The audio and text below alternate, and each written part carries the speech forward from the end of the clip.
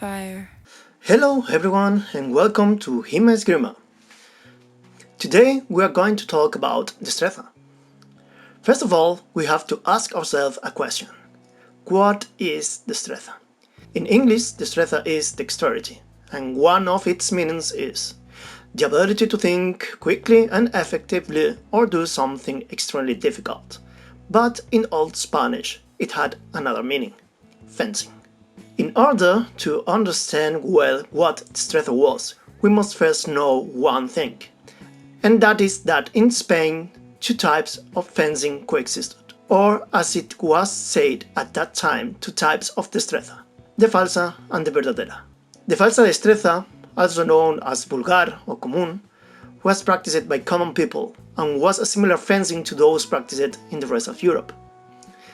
Instead, the verdadera Destreza was practiced by the nobility, the wealthy people, and the high positions of the army, being somewhat classist and elitist, often discrediting the vulgar. Due to the great illiteracy of that time and the fact that the Destreza vulgar was the fencing of the poor, there are few treatises of falsa Destreza. Almost everything we know is through the writings of verdadera Destreza, either in the new science of Pacheco or the summary he did about this work Cruzado y Peralta. But returning to the main topic, what is Destreza? Well, Destreza is a type of fencing born in Spain. The father of verdadera Destreza was Jerónimo de Carranza, but the one who developed it and made her famous was Pacheco de Narváez.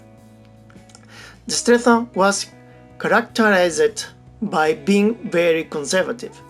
Its objective was to preserve life, and it had few risky movements. Although it was supposed to be a universal system for all types of weapons, it is clear that the Destreza was developed to be used primarily with a cup-hilt rapier. This cup-hilt allowed the practitioners to put their hand in front without danger of being attacked. And this is how we arrived at the first of the three pillars of Destreza, the famous ángulo recto, which is a type of God. According to the system, the ángulo recto is the perfect God or position because it's the one with the most reach. In addition, positioning the hand in front of you creates a wider defense cone, being one of the safest gods. But of course, you can't talk about Destreza without mentioning the atajo, the second of the three pillars of Destreza. For the authors of Destreza, the atajo was used for everything: to attack, to defend, to initiate, to tempt, to walk safely along the line of the circle, to leave the media proporción, to enter into the media proporción.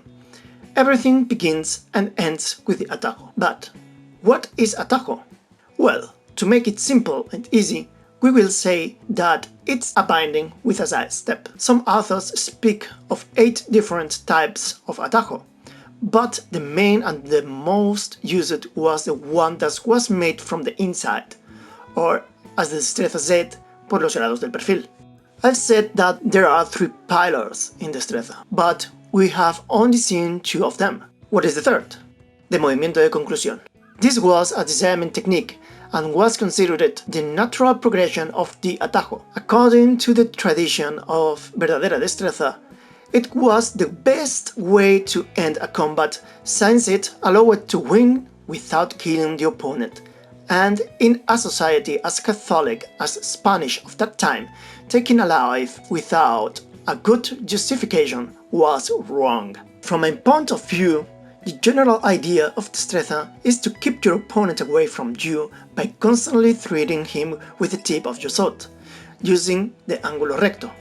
Then try to approach safely with the atajo in order to control the opponent's blade, and ends with a disarm, the movimiento de conclusión, although it is easier said than done. Summing up, the verdadera Destreza is a fencing style born in Spain at the end of the 16th century, beginning of the 17th. It was a defensive style and rejected wild movements and attacks without control. There are other aspects of the Destreza that can be talked about, such as the medio de proporción, the proporcional, and the proporcionado, the 4 tretas generales, the different compasses or steps, the movements of the zot, the god of the Bella Española, and many more. Tell me if any of these topics interest you and I will make a video talking about it. Thank you very much for listening and just keep training.